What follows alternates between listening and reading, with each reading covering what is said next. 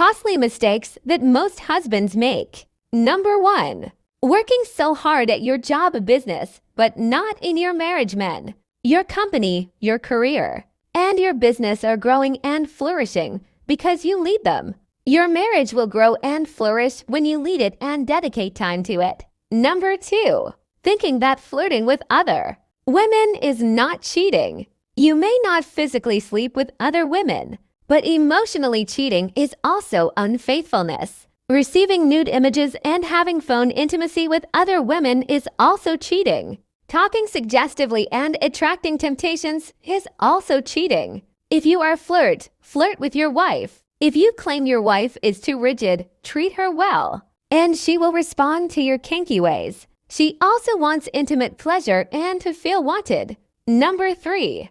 Being generous outside and stingy at home. Don't be the husband who quickly says yes when other people ask for help, for your time and your money, but stingy to your wife and children. Your family comes first. Don't go to harambees contributing large sums, helping out people, because you want to have a good public image. Yet to your family you deprive and deny.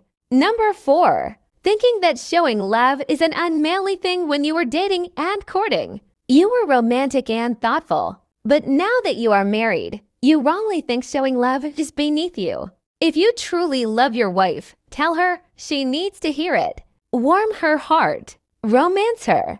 Date your wife. Her being a wife doesn't mean she doesn't need to feel loved. Real men show their love. God is a loving God. If God doesn't find showing love as something beneath him, who are you to shun showing affection, yet you are created in the image of God? Number 5. Throwing money and gifts at problems. When your wife and kids get concerned about you spending much time away from home, when you are told you are not doing what you are supposed to, change, improve. Don't throw money and gifts at them to silence them. They want your time and presence, not lifeless things. Number 6. Admiring other women more than your wife. If you find other women better looking than your wife, work on your wife. Nourish her with compliments. Buy her clothes you think she'd look good in. Take her shopping. Pamper her. Love her up till she glows. Go to the gym with her. Jog with her. Number 7. Wasting your family money on meaningless things. Stop wasting your family money on alcohol, drugs, prostitutes, strippers, and addictions. Invest that money in your family, the future of your children. Even if you are a super wealthy man, you can find other ways to have fun that contributes positively to your family life. You can channel your money into more honorable things like supporting your parents, your siblings, the less fortunate, and the needs of society. You don't have to be unfaithful and reckless just because you have lots of money. Number 8. Justifying pornography. Pornography is lusting after other women on videos and images. This is actually cheating because you are desiring other women, not your wife. This also lays the ground for future acts of unfaithfulness because you see no harm in desiring strange women on videos and pictures. Soon you will see no harm in desiring women in the streets, at work, in your neighborhood. Then you might actually sleep with another woman.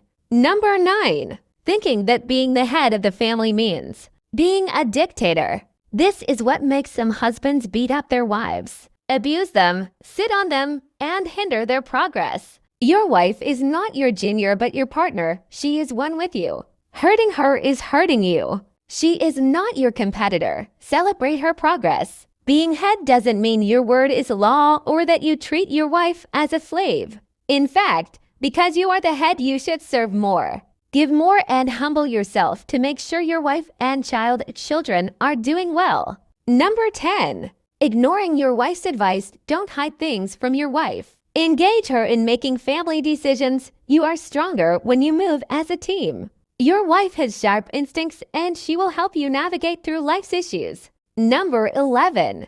Being too proud to say sorry or to listen. You are capable of doing wrong, and when you do wrong, admit it. Problems don't get solved when you deny them. You are not perfect. Learn to say sorry to your wife and children. By refusing to say sorry, You are showing your wife you are insensitive and that will hurt her and damage the mood at home. Sometimes all a woman needs is for you to say, "I am sorry." Be open to learning and being corrected. Far too many men are ruining their homes because of pride. Number 12. Abandoning your spiritual role. You are to lead your family, even spiritually. Don't neglect this role and leave it for your wife alone.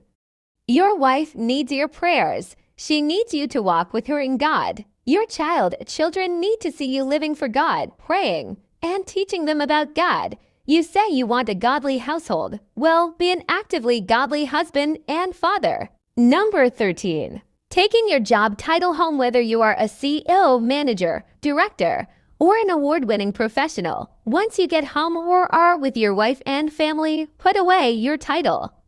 Play your role as husband and father. Don't treat your wife and children like subordinates, lording over them. The home is a place of love, not a place for orders, restrictions, pressure, and intimidation. Number 14.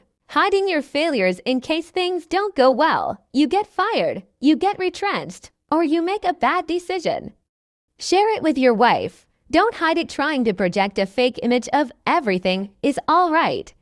Your wife is there for you. She will walk with you. Share with her your weaknesses and failures. Love will always win. Number 15. Worrying more about what your male friends or parents think than pleasing your family. Don't let your friends or parents run your marriage. Don't let your friends negatively influence you by mocking you that you are being set on by your wife or wrongly advise you to be tough on your wife just to prove you are man enough.